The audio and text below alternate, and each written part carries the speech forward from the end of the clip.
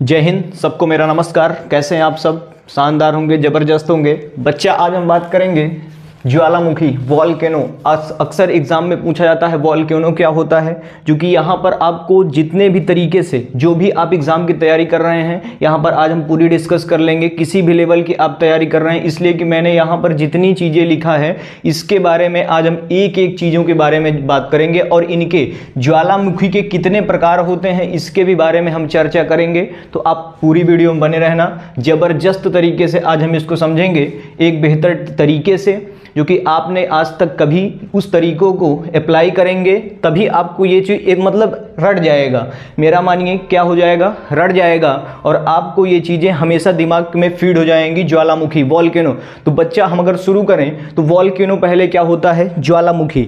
बच्चा ये ध्यान रखिएगा कि वॉल्केनो जो भी पृथ्वी के आंतरिक भागों से, आंतरिक से चीज़ें निकलती हैं और वो एक दर्रा टाइप का बनाते हुए निकलती चली आती हैं, उन्हें ही हम ज्वालामुखी कहते हैं। और कभी कभी किसी बुक में दिया रहता है कि मैग्मा, निकलता हुआ मैग्मा क्या कहलाता है, ज्वालामुखी कहलाता है। ये भी लिखा रहता है। और कहीं कहीं पर दर्रे से, पृथ्वी के भूपर्पटी से बने हुए दर्रे या कोई छिद्र, इस तरीके से लिखा रहता है। छिद्र या दर्रा, दरार या कुछ भी लिखा रहे, दरार या दर्रा। कभी कभी लिखा रहता है कि प्लेटों के क्या होने से, प्लेटों के दूर हटने से बन जाता है क्या, दर्रा बन जाता है। और ये दरार जो होती है इसमें से ज्वालामुखी, पृथ्वी के आंतरिक चीजों, आंतरिक पिघलता हुआ, अंदर से पिघलता हुआ कुछ मैग्मा निकलना शुरू होता है, उसी को हम ज्वालामुखी कहते हैं। समझ में आया? तो ज्वालामुखी क्या हो गया, ये तो आपकी हो गई वॉल्केनो की जो अब डिफिनेशन है। इतना ध्यान रखिएगा, अगर सिंपल सी भाषा में बात करूं तो पृथ्वी के नीचे से पिघलता हुआ कोई कुछ भी निकले, पिघलता हुआ कुछ भी निकले, उसी को हम क्या कह देंगे, ज्वालामुखी। कि भैया ये ज्वालामुखी है, सीधी सी बात, एक सी बात। तो वो किसके श्रेणी में आ जाएगा, ज्वालामुखी कहलाएगा वो। इतना ध्यान रखना। अब देखिए यहाँ पर आपको काफ़ी चीज़ें लिखा हुआ है। अब देखिए यहाँ पर पहले मैं इस डायग्राम की बात कर लूँ कि ज्वालामुखी आखिर निकलते कहाँ से हैं, ज्वालामुखी बनते कहाँ पर हैं और कहाँ से निकलते हैं, किस तरीके से निकलते हैं और किसको क्या कहा जाता है। ध्यान रखना, इसको आप फिगर में बना लेना, अपने कॉपी में लिख लेना और बना लेना। बहुत बेहतर तरीके से यहाँ पर अभी एक एक चीज़ों के हम चर्चा करेंगे। तो देखिए ध्यान रखना, क्रस्ट मेंटल कोर। क्या, क्रस्ट मेंटल कोर। जब क्रस्ट मेंटल कोर आप देखेंगे तो यहां पर आपको देखने को मिल रहा है मेंटल। आखिर मेंटल से, मेंटल में क्या होता है, आपका जो ये पृथ्वी के बीच वाला भाग होता है, इसमें इसमें भरा रहता है आपका क्या, पिघलता हुआ पदार्थ, पिघलता हुआ, पिघलती हुई चीजें। यहां पर आपके हर तरीके से किसी प्रकार के पदार्थ भरे रहते हैं। मान लीजिए, कह दीजिए कि सीमा इसको नाम दिया गया है। सिलिका और मैग्मा, मैग्नीज भरे रहते हैं, मैग्नीशियम भरे रहते हैं, तो सीमा भी कहा जाता है। देखिए ध्यान से, मेंटल यहां पर पिघलता हुआ भरा रहेगा। और जब वो ज्यादा हो जाएगा, जब वो ज्यादा मात्रा में हो जाएगा तो ये क्या कहता है, परपटी, crust mantle core. Crust mantle core, ध्यान रखना, परपटी हो जाएगा आपका क्या, क्रस्ट मेंटल कोर, ये आपकी परपटी हो जाएगी। तो परपटी आपकी जो ये ऊपरी वाली पृथ्वी की जो ऊपरी सतह होती है, पृथ्वी की ऊपरी सतह जो एक पपड़ी टाइप की होती है, मैं कह दूं कि पपड़ी टाइप की होती है, उसमें उसको फाड़ करके उसमें से ये आपको ये निकलता हुआ प्रतीत होगा। और वहीं पर पहले आपका ये मेंटल होगा। मेंटल में मैग्मा, आपका ये जो मैग्मा होगा, पहले ये मैग्मा रहेगा। और ये जब निकलना शुरू होगा तो बालक ध्यान रखना, जब ये निकलना शुरू होता है, कहां से निकलना शुरू होता है, जब ये निकलना शुरू होता है, जब ये छिद्र पाता है, जब ये जगह पाता है, तो ये निकलना शुरू होता है। और ये निकलते निकलते कहां आता है, बाहर पृथ्वी के आ जाता है। परपटी को फाड़ते हुए, दरार बनाते हुए क्या होता है, बाहर निकल आता है। तो यहां पर आपको समझ में आ गई जो आपने डिफिनेशन में पढ़ा था कि मतलब आंतरिक भागों से, पृथ्वी के अंदर जो बनता हुआ क्या, पृथ्वी के अंदर पिघलता हुआ दरार बना करके बाहर निकले, उसी को कहते हैं ज्वालामुखी। तो यहां पर देखिए ध्यान से, जो ये बीच वाली भाग है, जो ये ध्यान रखना, ये जो बीच में यहां से यहां तक है, इसको हम कहते हैं नली, ज्वालामुखी नली। ध्यान रखना, ज्वालामुखी नली, जिसके जो दरार बनेगी, जो दो प्लेटों के बीच में या किसी भी जगह पर जो दो दरारें बनेगी जिससे होकर ज्वालामुखी निकलेगा बाहर, उसको हम कहते हैं नली। क्या कहते हैं बालक, नली। ध्यान रखना, उसको क्या कह देंगे, ज्वालामुखी नली। अब देखिए यहां पर ऊपर आती है, ऊपर आती है तो क्या होता है, जब ये बाहर निकलना शुरू होता है, तो जब ये बाहर निकलना शुरू होता है तो ध्यान रखिएगा, जब ये बाहर निकलता है, जब ये बाहर निकला तो उसको कहते हैं मुख। बाहर निकला ज्वालामुखी क्या होता है, मुख। मुख जो बाहर निकला तो उसको कह देते हैं मुख। मान लीजिए ऐसे निकला तो यहाँ से, जहाँ से निकला, ध्यान से देखिए, यहाँ से मान लीजिए निकला तो इसको कह दिए मुख। यहाँ से निकला भैया तो इसको कह दिए क्या, मुख कहते हैं। और वहीं पर जब वो मुख, जब वो निकलते हुए निकल जाए और जब वो कहाँ चला जाए, जब वो किसी लैंड में, जब कभी जमीन में, जब ज्वालामुखी, यहां पर ध्यान रखना, जब ज्वालामुखी लैंड में, जब जमीन में गिरे, जब ज्वालामुखी जमीन में गिरे तो उसको कहते हैं लावा। ध्यान रखना, जब वो ज्वालामुखी जमीन पर गिरे तब उसको कहेंगे लावा। और लेकिन जब अगर पानी में गिर जाए, बच्चा ध्यान रखना, जब पानी में गिर जाए तो उसको कहते हैं टफ। ये बहुत इंपॉर्टेंट है, ये यूपीएससी लेवल का क्वेश्चन है आपका। अगर मैं बात करूंगा, अगर वहां पर कभी कभी एग्जाम में पूछ लिया जाता है हाई लेवल की तैयारी में कि भैया ये बताइए कि जब ज्वालामुखी जमीन में गिरता है तब क्या होता है और जब पानी में गिरता है तब उसे क्या कहते हैं, तो यहाँ पर बच्चे दोनों में लगा के चले आते हैं क्या, लावा। मतलब कि लावा दोनों तरफ हो जाता है। तो यहाँ पर ये नहीं होगा, ध्यान रखना, जब जमीन पर गिरेगा तो उसको लावा कहेंगे और जब ज्वालामुखी पानी में गिरता है, क्योंकि ज्वालामुखी एक ये ज़रूरी नहीं है कि वो लैंड पर ही निकले, क्या है, ये ज़रूरी नहीं है कि वो लैंड पर ही ज्वालामुखी बने, ज़मीन पर ही बने, स्थल में ही बने, ऐसे ज़रूरी नहीं। वो कहीं पर भी जहाँ पर से जगह पाएगा वहाँ से निकलना शुरू हो जाएगा। और वही होता है आपका, पानी में अगर निकला तो टफ और अगर ज़मीन में निकला तो लावा। इसको ध्यान रखना, ये बहुत इंपॉर्टेंट है। अब देखिए, अब मैं बात करूं कि ज्वालामुखी अपने अंदर से काफ़ी चीज़ें लेके आता है। ज्वालामुखी अपने अंदर से जब निकलना शुरू होता है तो काफ़ी चीज़ें लेके आता है। नीचे से उसमें धुआं भी निकलता है, उसमें से कुछ कंकड़ वगैरह भी निकलते हैं। तो बच्चा कभी देखेंगे कंकड़ जैसे चने के टाइप में जब वो तेज़ी से आता है और चने के टाइप में खूब ढेर सारे से क्या होते हैं, धीरे छोटे छोटे पत्थर लेकर के निकलता है। ये निकला, पत्थर लेकर के निकला, बहुत ढेर सारे कंक्रीट वगैरह, पत्थर, किसी प्रकार के जो भी चीज़ें, नई चीज़ें, नए पदार्थ, नए ईंटा, बारू, पत्थर सब लेके मान लीजिए निकला। मतलब चने के टाइप में निकलता है। जब कभी चने के टाइप में ज्वालामुखी निकलता है तो उसको कहते हैं स्कोरिया। ध्यान रखना, this is most important. Scoria UPSC में, पीसीएस में ये पूछा गया था। अब जब आप यूपीएससी का एग्जाम देने जाएंगे तब कभी कभी प्रीलिम्स में पूछ लिया था एक बार स्कोरिया। जब कभी चने के टाइप में ज्वालामुखी निकले तो उसको क्या कहते हैं, स्कोरिया कहते हैं। ध्यान रखना, क्या कहते हैं, स्कोरिया। ये अक्सर कोई नहीं जानता है, इसको ध्यान रखना। यहाँ पर ये कॉन्सेप्चुअल चीज़ें हैं, इसको ध्यान में रख के चलेंगे। तो जब कभी चने के टाइप में निकलना शुरू हो, चने के टाइप में, उसमें से पहले चने टाइप में निकलेगा, क्योंकि जब नीचे से कोई चीज़ आएगा तो जब कभी पानी ही निकलता है बालक, तो पानी कभी आता है तो एक बार में तो चला नहीं आता, पहले वो फुहारा बना के आता है। क्या होता है, फुहारा बना के आता है। जब वो फुहारा बना के आएगा तो उसको क्या, उसमें से ईंटा, पत्थर, बारूद सब निकलता हुआ चला आएगा। तो वो चने के टाइप में छोटे छोटे खूब तेजी से फूटता है। क्या होता है, फूटता है और वो फैल के खूब दूर गिरते हैं। तो उसी को कहते हैं स्कोरिया। ध्यान रखना, वही होता है आपका स्कोरिया, वो बहुत इंपॉर्टेंट है। अब उसी में जब निकला बाहर तो उसमें से धुआं निकलता है, राख निकलती है, तरह तरह की गैसें निकलती हैं, हानिकारक गैसें निकलती हैं। तो ये आपका हो जाएगा, ये गैसें निकलती हैं तो आपको सबको पता है। जलवाष्प निकलता है, सब कुछ बन जाते हैं, राख निकलती है, गैस निकलती है, सब कुछ निकलता है। अब देखिए, इतनी बातें समझ में आ गई, स्कोरिया। अब देखिए बच्चा, क्रेटर पे आए, अगर क्रेटर पे आए तो क्रेटर, जब ज्वालामुखी निकल जाता है, जब ज्वालामुखी निकल चुकता है, जब ज्वालामुखी मान लीजिए निकल चुका, अब जब उसमें क्या देखेंगे आप, जब इसमें क्या होता है, ज्वालामुखी जब निकल जाता है तो इस प्रकार से उसमें गड़हा टाइप में बन जाता है।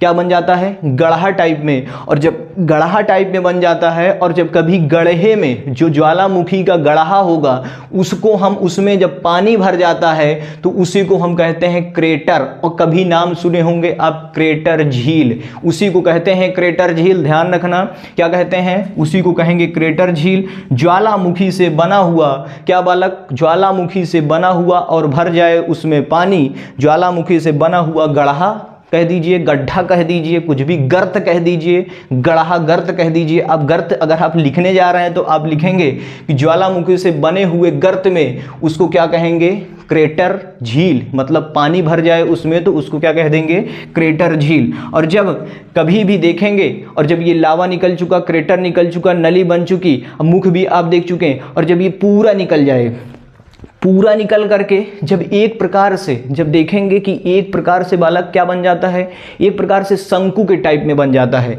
शंकु के टाइप में मैं बात करूं तो इस प्रकार से ये बनता है। कभी देखे होंगे तो ज्वालामुखी इस प्रकार से निकलता है, ऐसे ही निकलता है, यहाँ से निकला, ये निकला, ये निकला।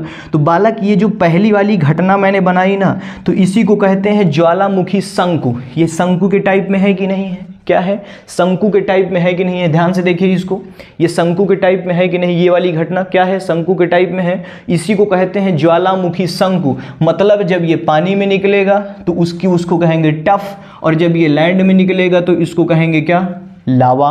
क्या कहेंगे, लावा। लेकिन जब ध्यान रखना, जब यही पूरा निकलने के बाद एक आकृति धारण कर ले, एक आकृति, एक माउंटेन मतलब एक सेब धारण कर ले, तो उसी को कहते हैं क्या, ज्वालामुखी शंकु। क्या कहते हैं, ज्वालामुखी शंकु। अब देखो बालक, गीजर, गीजर, गीजर आप लोगों ने गीजर का नाम केवल गीजर में ही सुना होगा, गीजर का नाम केवल गीजर में सुना होगा कि कभी पानी वाला गीजर है, क्या है क्या नहीं है, पानी वाला गीजर है, ऐसी ऐसी चीजें, घटनाएं आप घर में सुने होंगे, आपके घर में गीजर लगा होगा। लेकिन बालक यहाँ पर होता है एक गीजर। गीजर क्या होता है, ज्वालामुखी गीजर। ज्वालामुखी गीजर, ध्यान से देखिए, ज्वालामुखी में भी कोई गीजर होता है, पानी गर्म गीजर।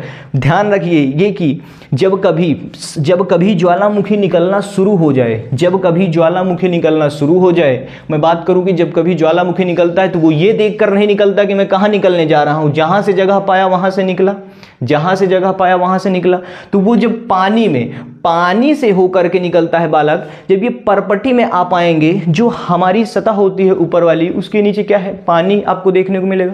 पानी जब आपको देखने को मिलेगा तो कभी कभी पानी ही निकलना शुरू हो जाता है। क्या हो जाता है, पानी ही निकलना शुरू हो जाता है ज्वालामुखी से। मतलब कि पानी आ जाएगा, मान लीजिए ये, ध्यान से देखिए इधर, मान लीजिए ये ज्वालामुखी यहाँ पर भरा हुआ है और ऊपर ये इसके पानी है, और उसके बाद फिर आपकी क्या है, परत है।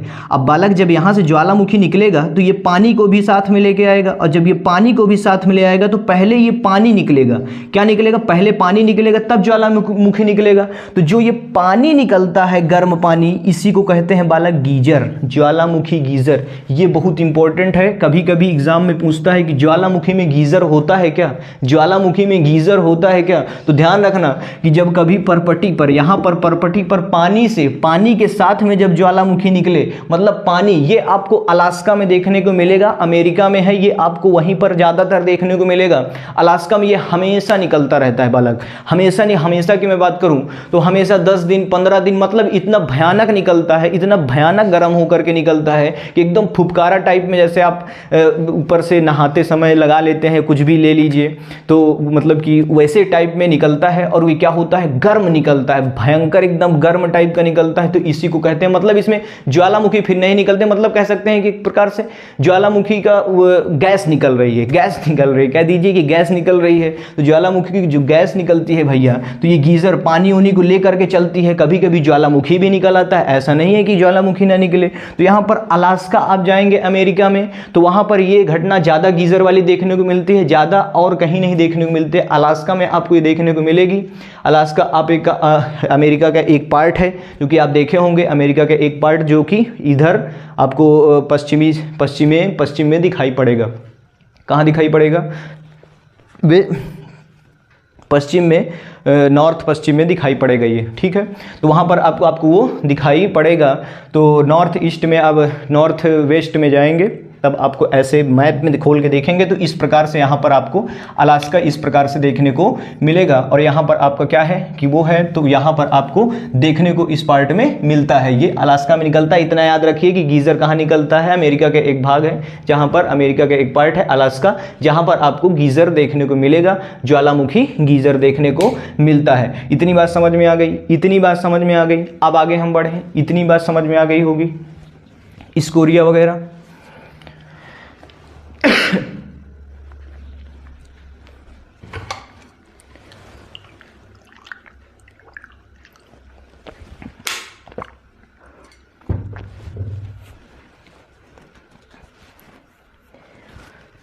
अब देखिए, ये हो गए आपके ज्वालामुखी में याद करने वाली चीज़ें, जो कि आपको ध्यान में रखने वाली बातें हैं कि आप ध्यान में रखिए। ये चीज़ें बहुत इंपॉर्टेंट हैं, जो कि आपके हर एक एग्ज़ामों में यूपीएससी में पूछ लेगा।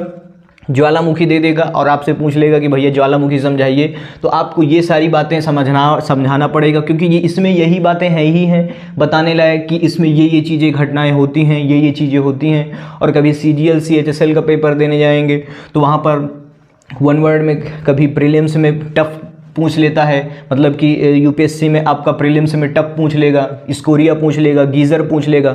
बाकी सब तो ये कॉमन चीज़ें हैं, बाकी और तो सब आपको कॉमन दिखाई पड़ रही होंगी, लेकिन कुछ बातें हैं इसमें जो कि अभी नई जोड़ी गई हैं, जो कि काफ़ी टीचर आपको बताते होंगे और काफ़ी नहीं बताते होंगे। तो मैं आपको ऐसे बेहतर तरीके से बता रहा हूँ कि आपको हमेशा ये बातें ध्यान में रहे और ये आप ध्यान रखिए, क्योंकि बच्चों के अक्सर दिमाग में उठता है कि सर उसके पहले कुछ भी और भी तो निकलता है। तो बिल्कुल निकलता है भाई, तो बिल्कुल निकलने का मतलब है कि उसको क्या कहते हैं, स्कोरिया कहते हैं। ये सब बातें आपको ध्यान रखना है।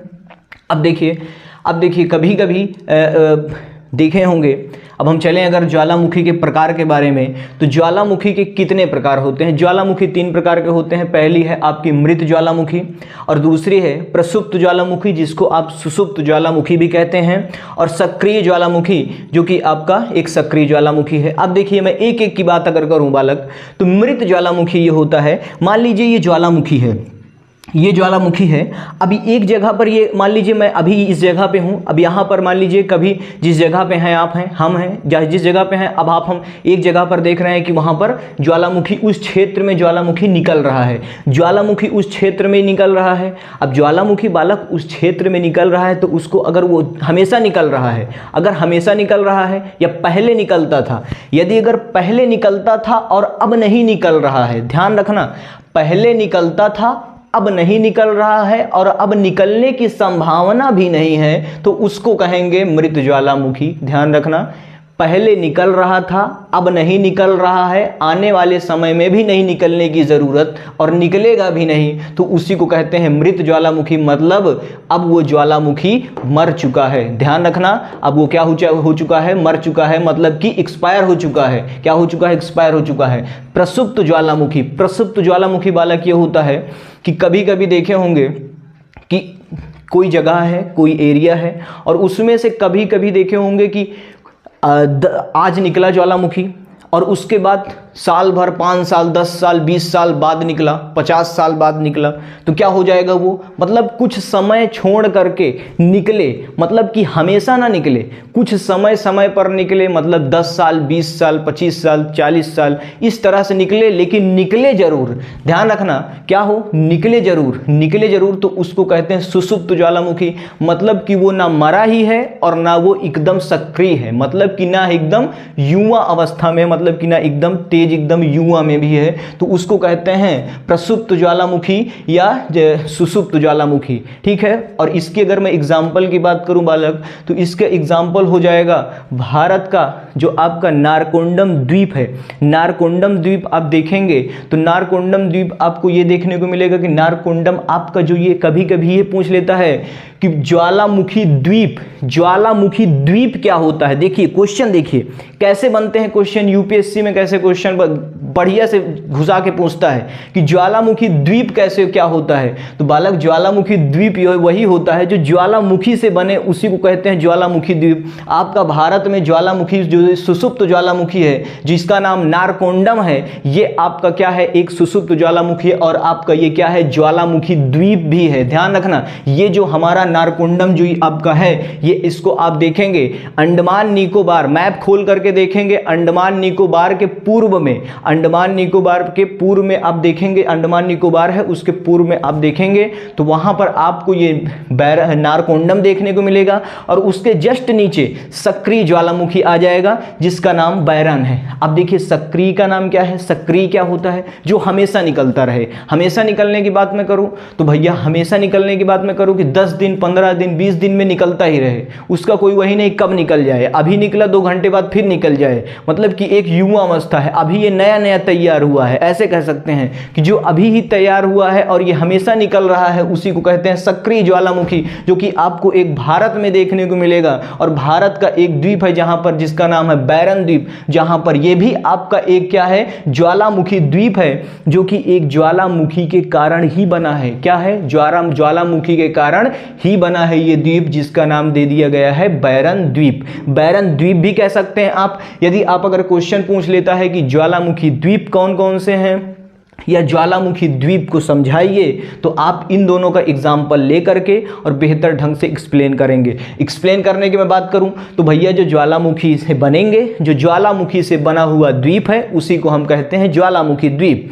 कभी कभी ये पूछ लेता है कि ज्वालामुखी नारकोंडम क्या है, कभी कभी दोनों पूछ लेता है, दोनों पूछ ले तो भैया कभी कभी ये ऐसा बात नहीं है, ये आपका स्थल में अगर निकला, ध्यान रखना बहुत इंपॉर्टेंट चीज है, यदि अगर ये स्थल में निकला, कोई द्वीप में नहीं निकला, मान लीजिए कोई महाद्वीप में निकल आया, क्या है, महाद्वीप में निकला, क्योंकि महाद्वीप क्या होता है, जो चारों तरफ से पानी से घिरा हो और वो बड़ा क्षेत्र हो, बड़ा स्थल हो, तो उसको महाद्वीप कहेंगे। और उसी को कोई पार्ट हो, छोटा हो, तो उसको कहेंगे द्वीप। जो छोटा है, चारों तरफ से पानी से घिरा है, तो उसको कह देंगे द्वीप। लेकिन यहां पर देखिएगा, ध्यान रखना, यदि अगर ये कहीं कोई महाद्वीप पर निकल रहा है, तो आप इसको ये नहीं कहेंगे कि ज्वालामुखी द्वीप। ज्वालामुखी बालक द्वीप वही होगा जो ज्वालामुखी के कारण वो द्वीप बन गया हो। इतना ज्वालामुखी निकले कि वो ससुरा द्वीप बन गया हो, एक छोटा सा क्या बन गया हो, द्वीप बन गया हो, तो और वो पानी से घिरा हुआ हो, तभी आप उसको ज्वालामुखी द्वीप कहेंगे।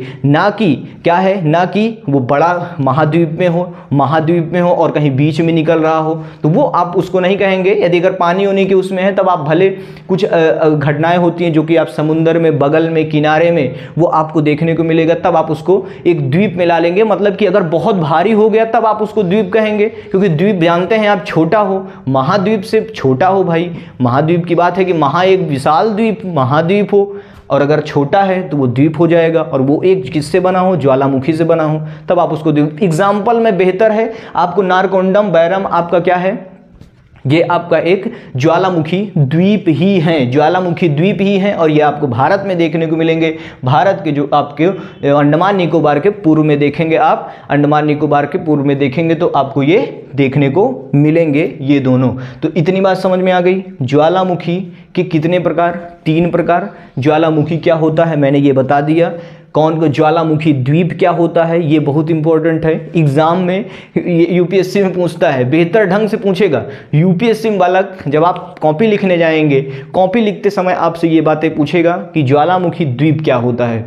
ज्वालामुखी बालक जब कभी एग्जाम्पल दे देता है, प्रसुप्त ज्वालामुखी वाला एक कोई द्वीप बताइए, प्रसुप्त ज्वालामुखी वाला एक कोई द्वीप बताइए। अब भैया द्वीप क्या है, अब द्वीप ध्यान रखना पड़ेगा, और उसमें ये भी अगर जोड़ दिया कि ज्वालामुखी द्वीप होना चाहिए, वो पूरा ज्वालामुखी से बना हो, तब तो ठीक है।